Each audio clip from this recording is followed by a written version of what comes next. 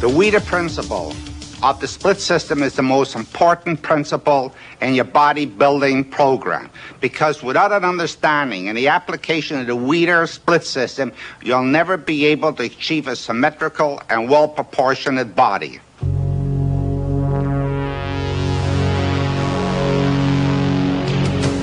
There are hundreds of thousands, even millions of people, men and women, working out in gyms around the world, but very few of them look like bodybuilders. Why? Well, certainly genetics has something to do with it. Some people are just more physically talented than others when it comes to building muscle. But another reason is simply this. To look like a bodybuilder, you need to train like a bodybuilder. Simply lifting weights without an understanding of what kind of program you need to achieve your goals just doesn't work. If just lifting heavy and working hard were all it took, then a ditch digger or construction worker would end up winning the Mr. Olympia contest.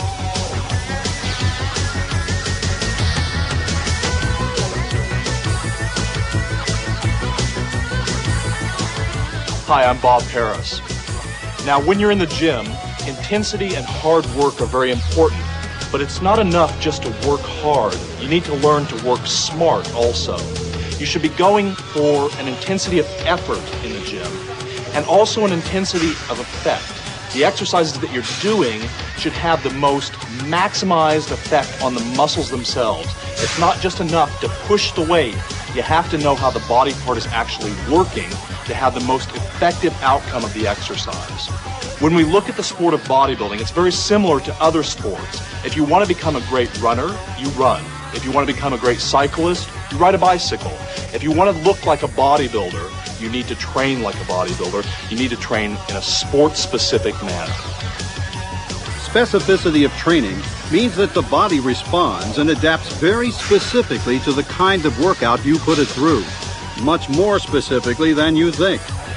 That's why different sports, from sprinting to marathon running to gymnastics to shot putting, all require very different kinds of training and physical preparation. And that's why it's so difficult to do well in multi-event sports like the decathlon or heptathlon, and why there are so few great athletes who compete successfully in more than one sport at the highest levels. In this sense, your body reacts to training like a computer. When you're training, you're sending a specific program to the central nervous system. And anybody that's worked with a computer can tell you that a computer will respond only to specific instructions. Your body is the same way. It doesn't care what you're trying to do. It only reacts to exercises specifically as they are applied. Over the past 50 years or so, bodybuilders have learned, largely by trial and error, what kind of workout the muscles of the body best respond to. And the proof that they've discovered something really new is the way they look. No human beings in all of history, male or female, have developed the kind of physiques you see on stage at a top professional bodybuilding contest. Critics of the sport sometimes claim that this incredible advancement in the ability of human beings to develop their lean body structure is the result of improved nutrition, anabolic drugs, or simply the fact that there are more bodybuilders working out more seriously than ever before. But it's really the type of training that you'll learn from the Weider system that has made the difference. The modern bodybuilding workout was developed to address the natural, genetically determined capacity of the body to respond to the muscle training, the physiological programming that is inherent in the neuromuscular system itself. It's the most effective and efficient form of muscle training ever conceived. So if you're going in the gym to develop your lean body structure, being a competitor or not, why do it any other way? After all, the body is a homeostatic organism. That means that it tends to resist change, whether the change is good or bad. That's why people can abuse their bodies for such a long period of time before they actually see serious damage. So it follows that to make dramatic improvements in your physical structure, you have to find some way to force your body to change. You have to subject it to a program that's so intense and effective that it has no choice but to respond. And that's what bodybuilding type weight training is all about.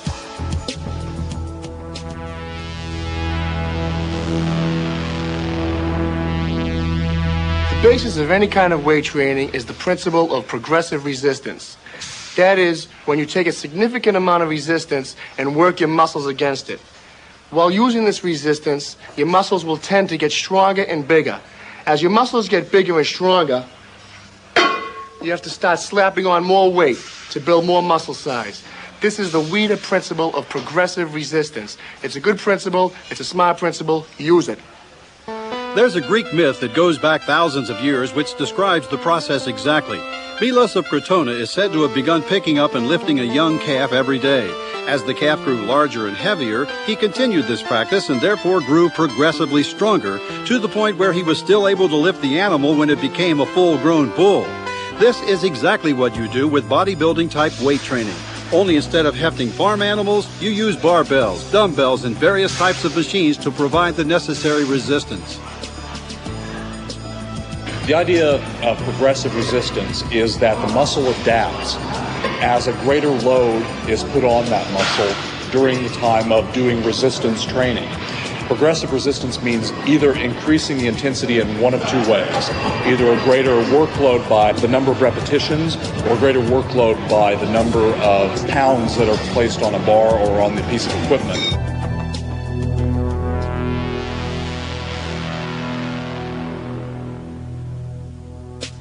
We have muscles because we live in a gravity well. Our muscles allow us to overcome the force of gravity and move around the surface of the planet. In addition to gravity, muscles also adapt to the kinds of loads we subject them to. For example, if you have a 10 horsepower motor and you subject it to a 12 horsepower load, it'll burn out. However, subject the equivalent 10 horsepower muscle to a 12 horsepower load and you eventually get a 12 horsepower muscle. The key to progress in bodybuilding is to overload the muscle. Just enough to cause it to grow, but not enough to cause injury, and to continue to increase the amount of load on a regular basis as the muscle gets bigger and stronger.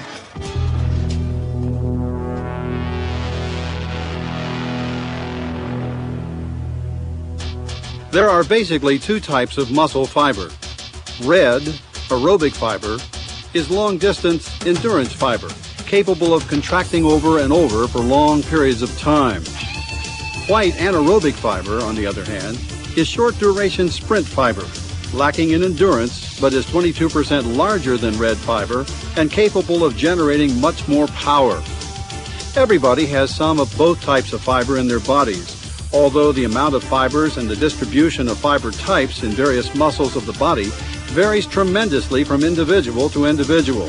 And it's the kind of fiber that predominates in the body that largely determines what kind of performance that body is best suited for. Just think of the difference between a muscular sprinter and a lean endurance runner. Both types of fiber can be made bigger and stronger or hypertrophied by weight training, and top bodybuilders seem to need a mixture of both fiber types in order to be successful. If a bodybuilder is too mesomorphic, has too much thick white fiber, he or she may be too blocky and lack aesthetics to win bodybuilding contests. They may be better suited, perhaps, to something like weightlifting.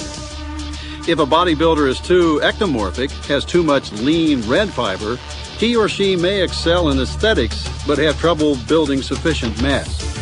Incidentally, there is more to muscle size, shape, and volume than muscle fibers. Muscle cells are complex, and the bodybuilding look also involves things like mitochondrial mass, the size of the internal organs of the cells that produce energy, glycogenation, the amount of carbohydrate energy stored within the cell, the blood supply to the muscle, and water. Did you know that muscles are about 75% water?